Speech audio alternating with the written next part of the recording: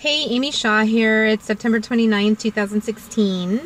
And what I really have on my mind a lot, actually, the last couple days, I woke up yesterday thinking about it.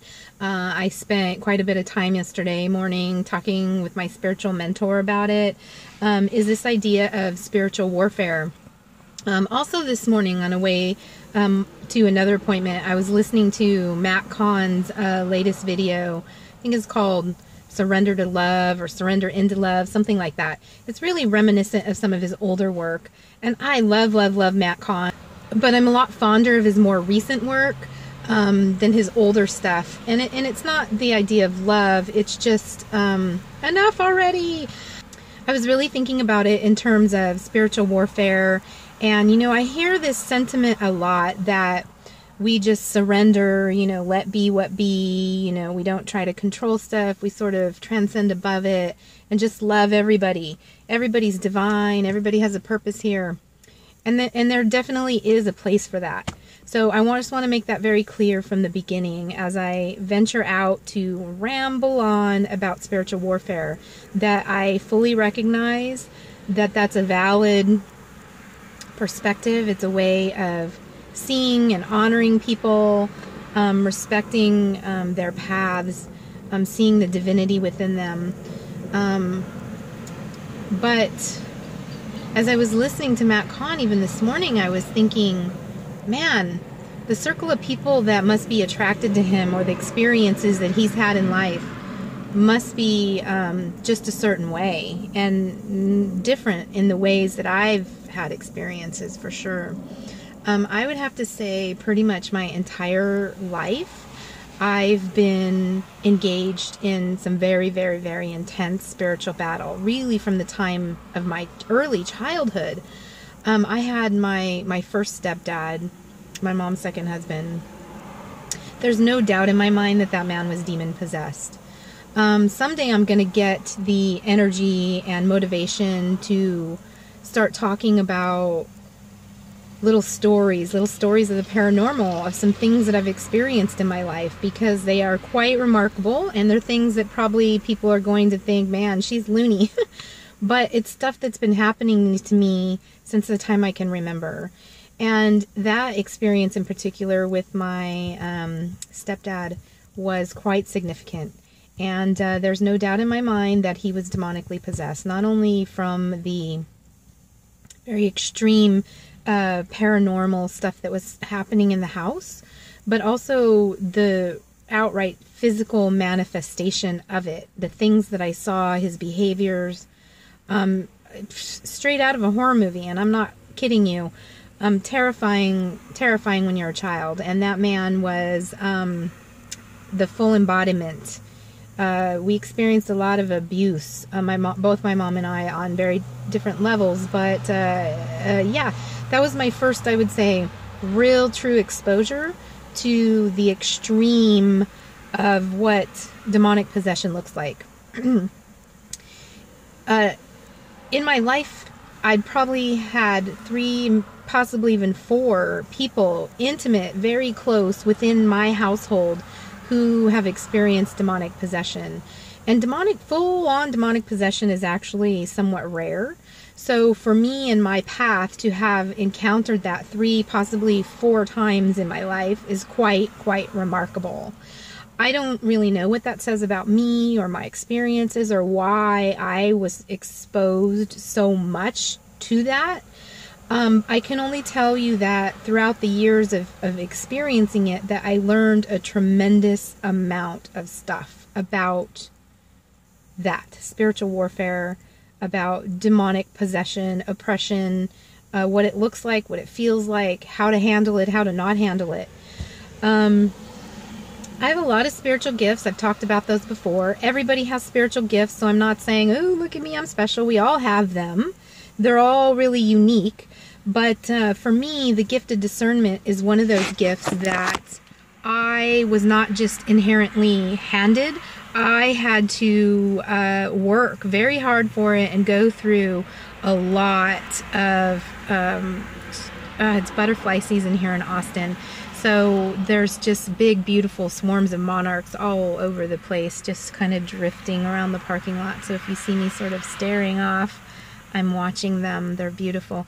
Anyway, discernment is one of those gifts that I had to really earn. I had to earn every single inch of it. And it was definitely forged in the fire of direct experience with spiritual battle. So I know a lot about it. And to just sort of approach everything from the standpoint of, oh, just love and light, I think sometimes that's not the appropriate response. I think, people often will say, well, don't judge, we can't judge, just love everything and accept that even if difficult people come into your life, that you're learning a lesson. Well, I'm here to tell you that whatever lesson that I needed to learn from that intense spiritual battle, I've learned it. And I'm not saying like I've arrived and I'm done learning, I'm here and this is it. I'm not saying that.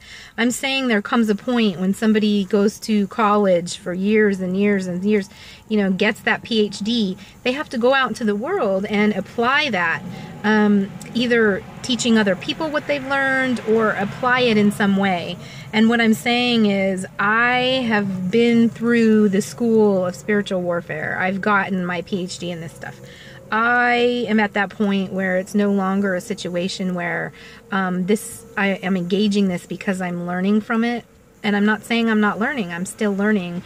What I'm saying is I'm at that point now where my mastery of the experience, the information and the knowledge is being put to work on a different level than it was 25, 30, even 40 years ago when I first started, experiencing spiritual warfare. Another thing that I really want to make clear is the distinction between judging and discernment, because they're two different things. When you judge something, you're sort of making a moral decision. You're asserting yourself over and saying that, your knowledge, your understanding, your experience is superior in some way than this person's knowledge. And that's judging. Or you're making a moral judgment, that this person's going to hell or this person's, righteous. And so when we put it in this duality of righteousness or sinfulness or good or bad or black or white or positive or negative or low vibration, high vibration. This is the duality that we live in. And we do have to be very, very careful in judging that on every level. But that doesn't mean that we throw discernment out the window, that we just stop discerning altogether and just call it all love, because that would put us in danger and could be harmful to other people. One of the things, as a shaman, we go into the other realms. In the highest realms, you have your angelic beings, your ascended masters, your guides, your teachers. Pretty much everything that's existing there is benevolent and wants to help us and loving and there to support us.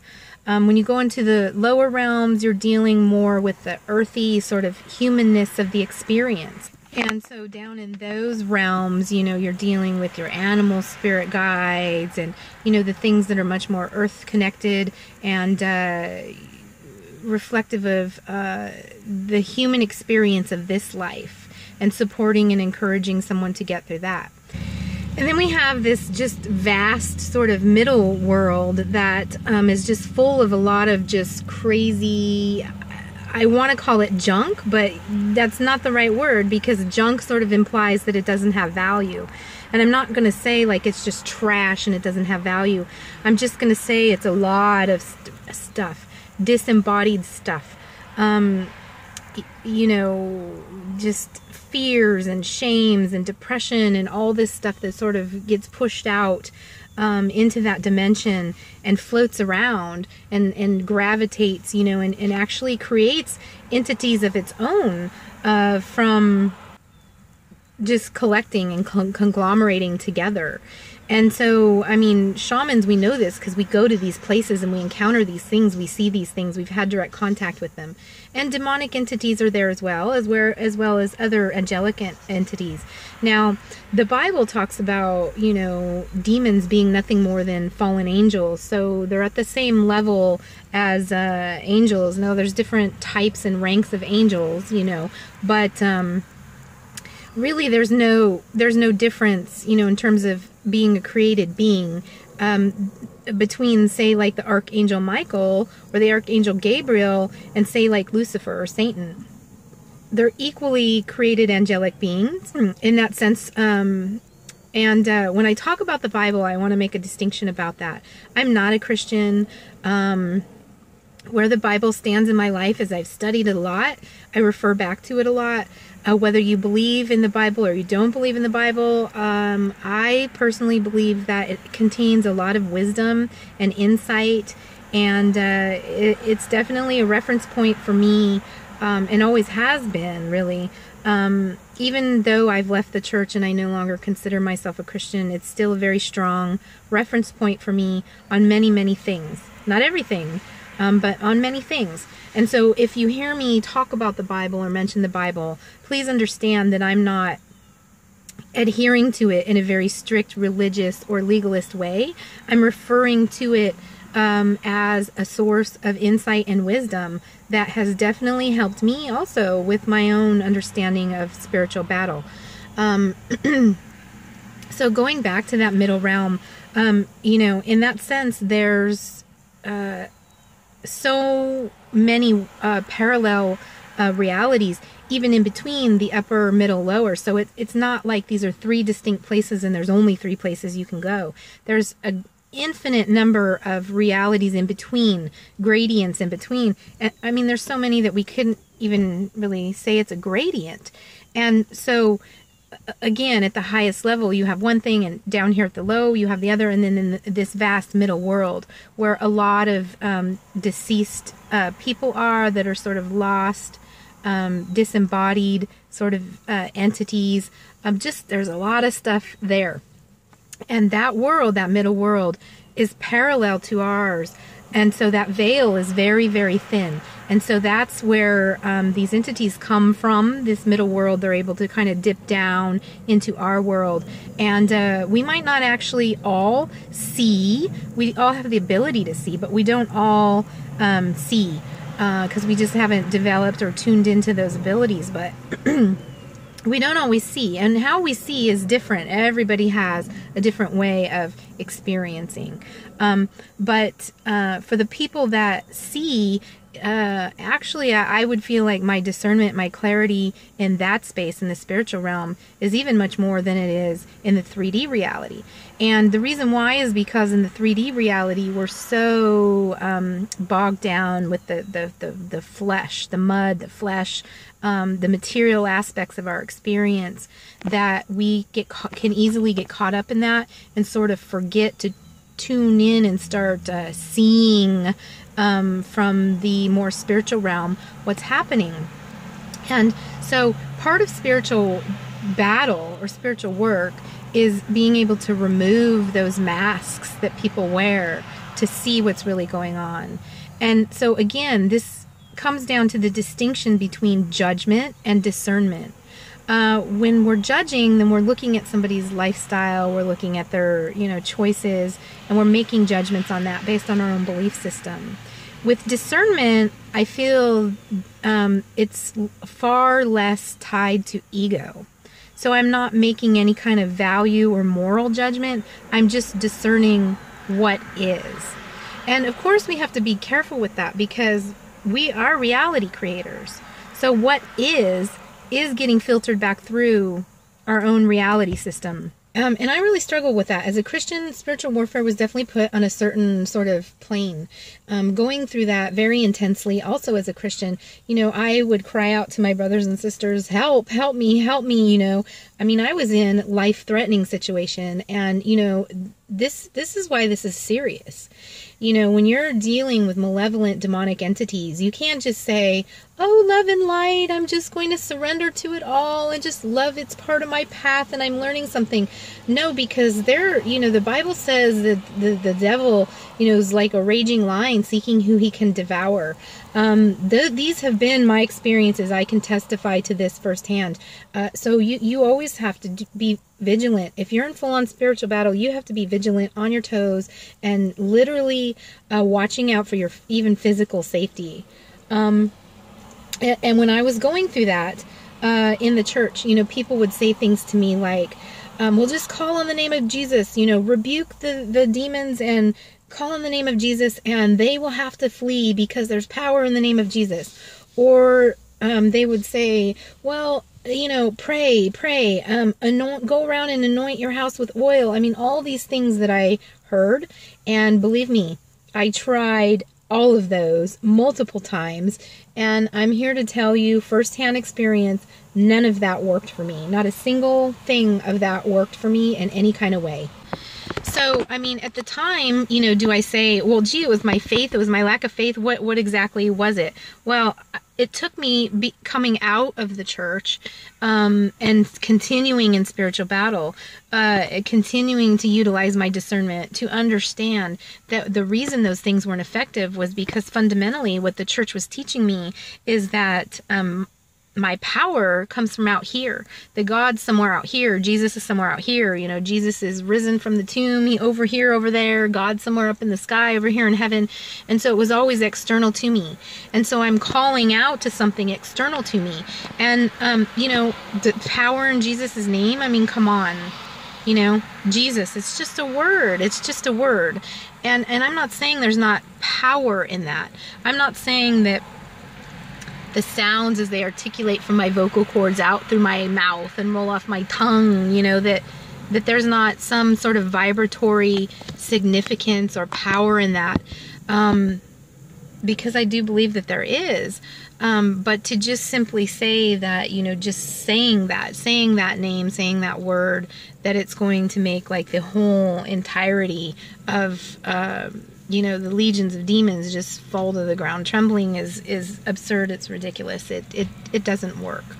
And again, because externally I'm crying out, you know, I'm coming from this place of this false humility, this, you know, I'm just an unworthy, dirty sinner. And, you know, coming from that place of self, almost of self sort of flagellation, there's no power in that. There's no power in that. And so this is why it's not effective. In actuality, the demons like that. They laugh at that. You know, when you're in this sort of hunkered down humility state of, you know, I'm not even worthy of salvation, and you're looking outside of yourself for help, they're laughing. They're over there giggling, thinking, this is fun stuff. Let's keep messing. This is fun stuff. And, you know, unfortunately, that's one of the things about spiritual warfare, is that the malevolent, demonic entities like to kick people when they're down. So what happens is, you know, you can have, you know, an event or a series of events happen to you that sort of create this environment of whatever it is, you know, depression, shame, fear, sadness, you know, feeling like I don't have a purpose in life, feeling small, ineffective, disempowered. And, you know, if you stay in that, it creates, like the cicadas are coming out, you know, in the evening now in the trees, and you hear them, and all in unison, they're all just humming this gorgeous, amazing sound. It creates this vibration, and that's what sound is. But in the same way, you know, our emotional states, our psychological states create these vibratory patterns that kind of go out into the universe, and they're very distinct.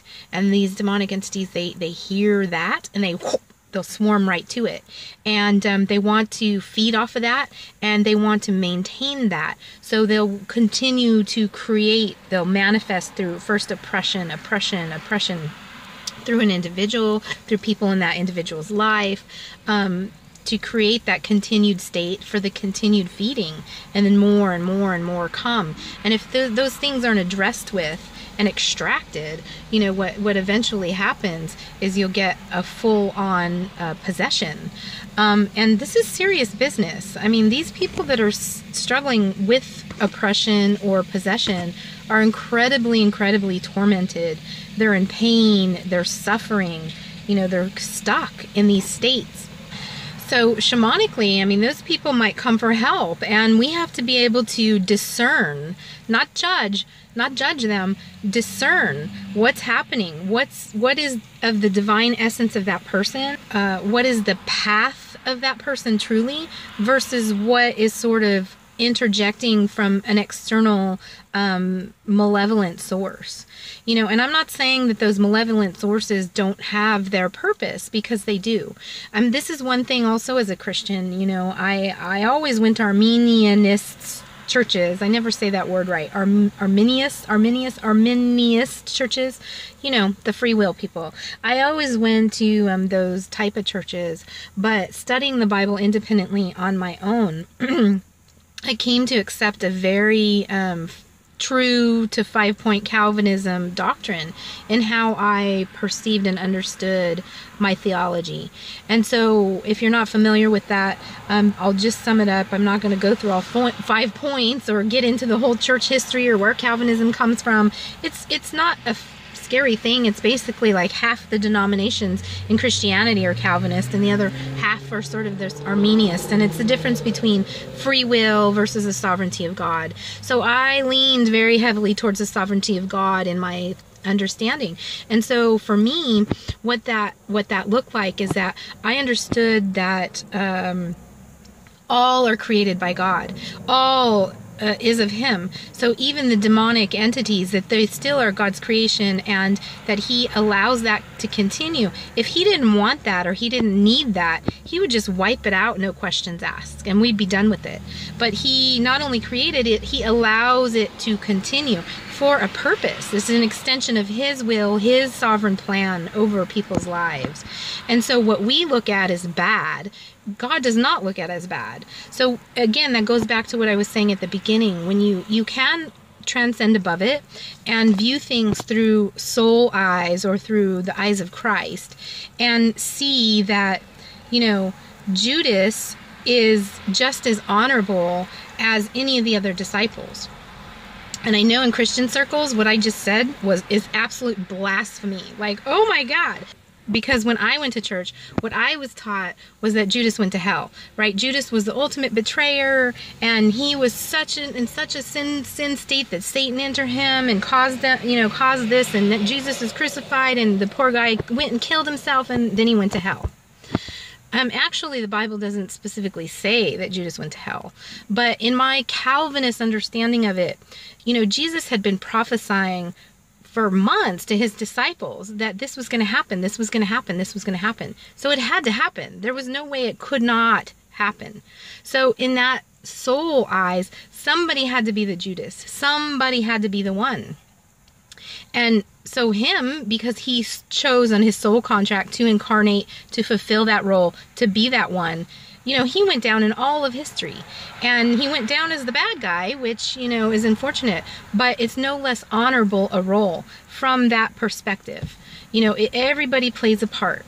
So there's that, you know, and so I'm not saying like, oh, it's our job to go out and kill all the demons and smash them to the ground, and no.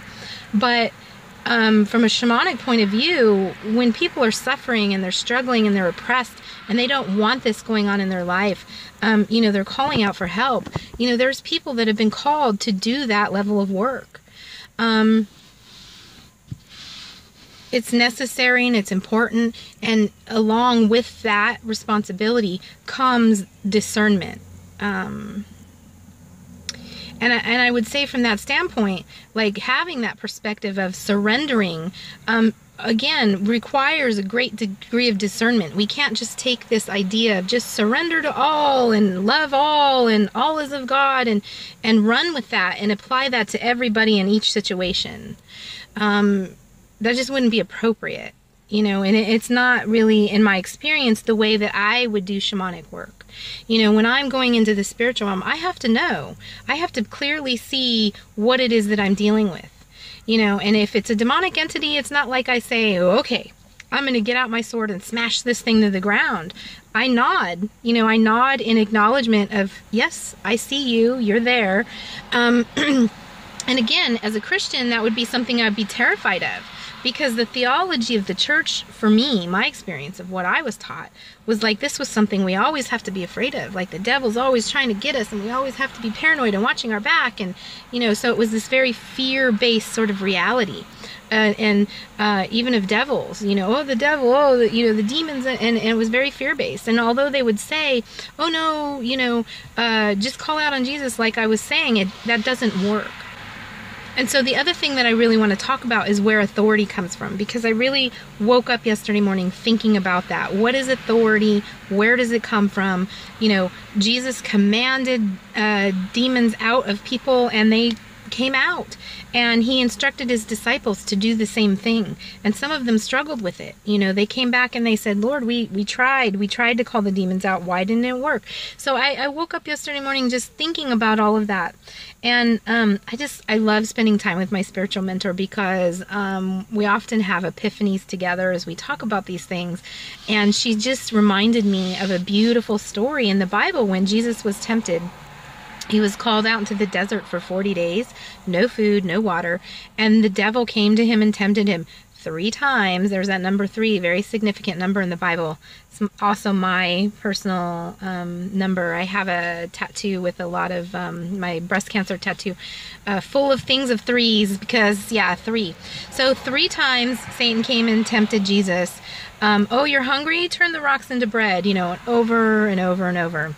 The 3rd time, oh, look at this entire kingdom before you.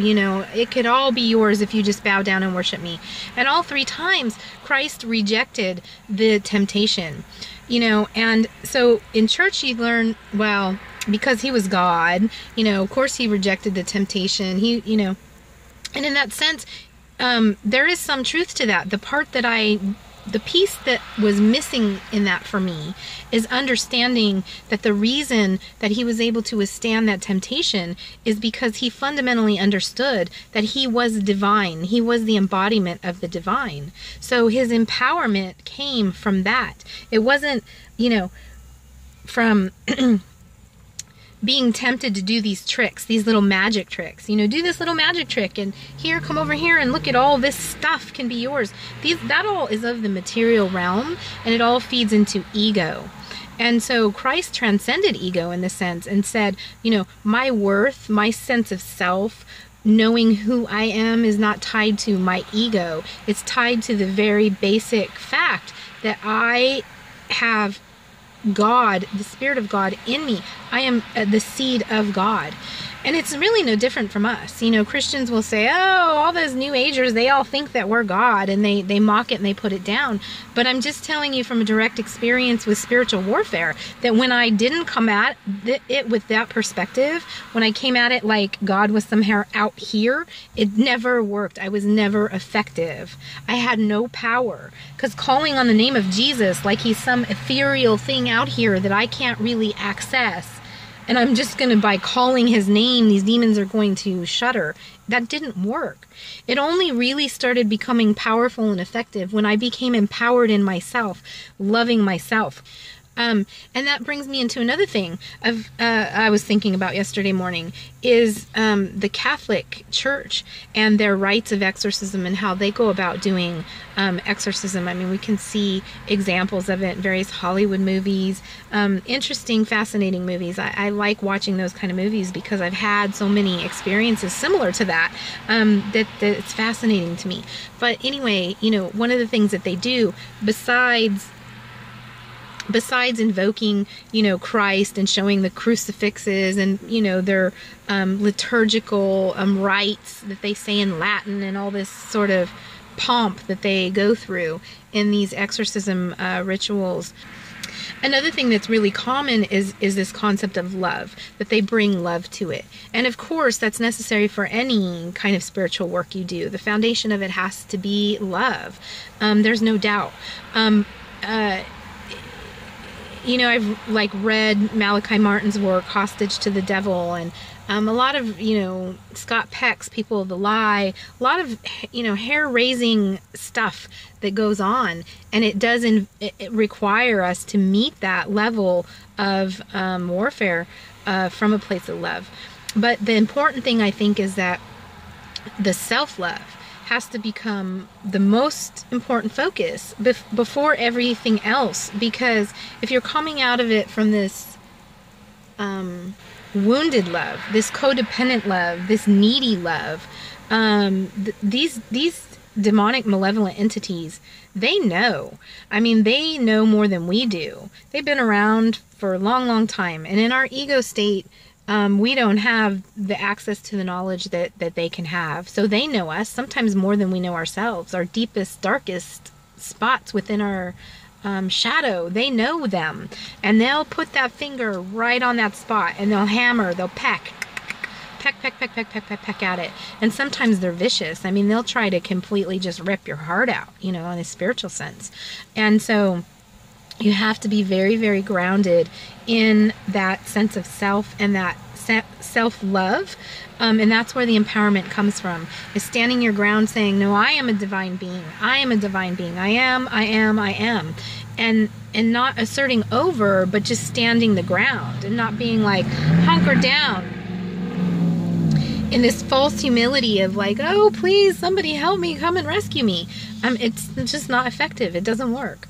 And so, yeah, these are the things that I have had on my mind. I'm sorry if I ramble a little bit. It's just because a lot of information comes through from the spiritual realm. My main gift tends to be direct knowing. So when information just comes, I have to sort of mill it around. Sometimes I do that live on video where and that's where the rambling comes from. It's difficult to put these concepts sometimes into words in a very succinct, articulate way, but I try. One of the other things I wanted to mention is the other day on Facebook, I saw somebody put forth this idea that you should be leery of spiritual workers that are offering to do any kind of ego work.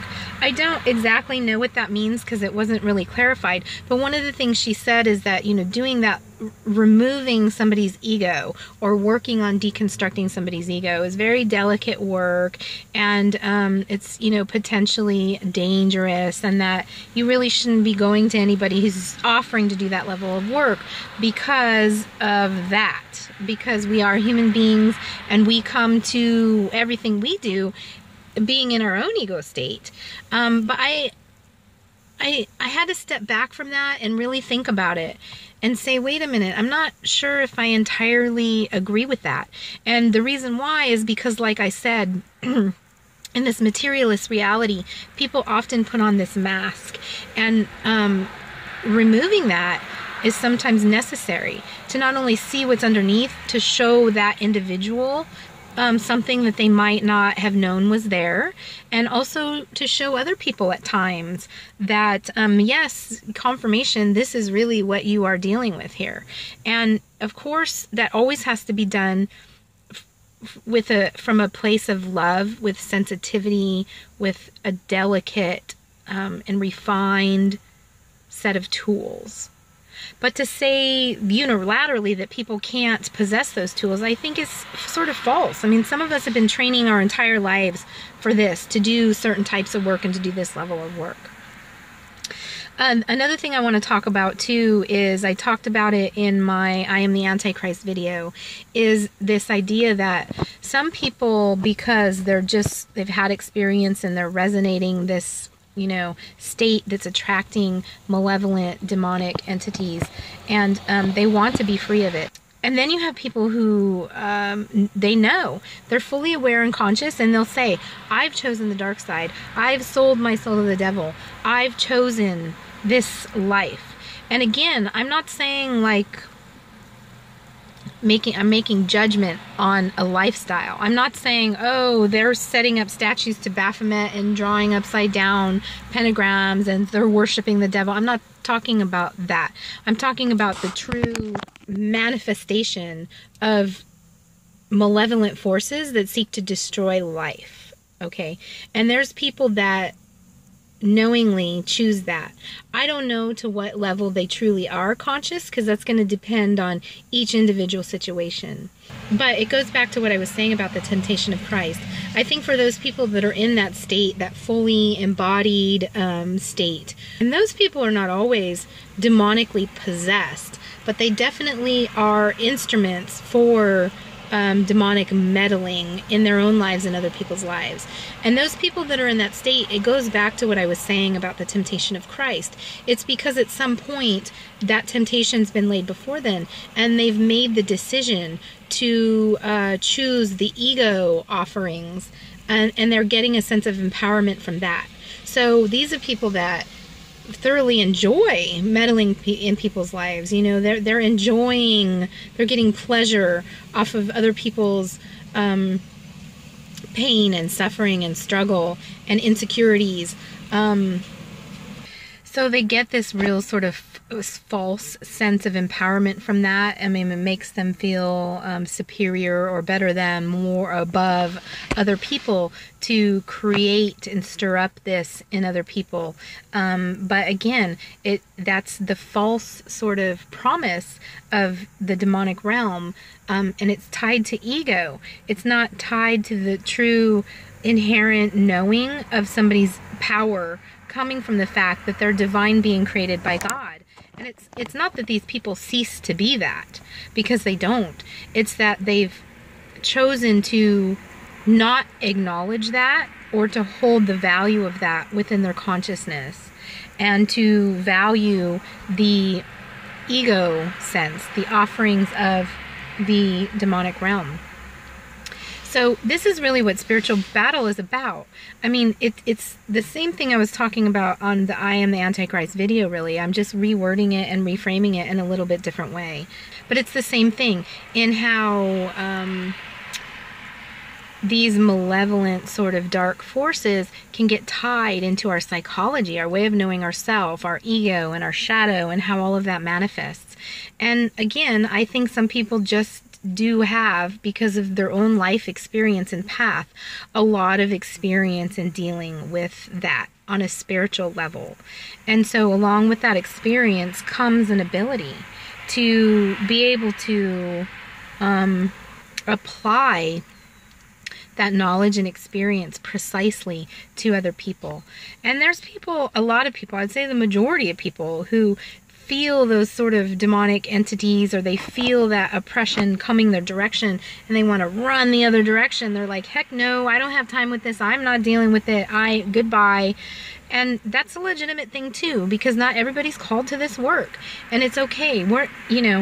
Nobody's going to resonate with every single person on the earth. That's just not going to happen. There's certain people I can't work with for a variety of reasons.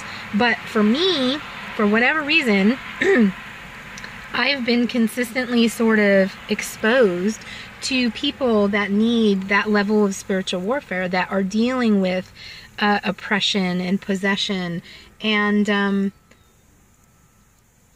how that's manifesting in their life. And I have been training. This is the work I've been training to do. So I just wanted to clarify that, make the distinction between judgment and discernment, and between surrender and empowerment, and how those things are intertwined, of knowing. And there's certain situations where people come and they're full-on demonically possessed, but they don't want the help. They're at that point, they're not tormented enough. They're not ready for it. And you can't force help on people. So I'm not talking about that. I'm not saying, oh, go out in the world, and again, that's more of a concept of demon slaying, to go out and slay the demons. I'm talking about the shamanic work of extraction. And that is a direct application of being able to discern and extract the malevolent forces that have congregated towards a person, the curses that have been laid on a person, the physical manifestations from this realm, spiritual realm, that have plagued them, that are tormenting them, that are causing them distress, and that they want help with. That's all. So anyway, I hope you guys have a great day. I hope I was as clear as I can be. Again, I love you guys so much, and I will see you soon.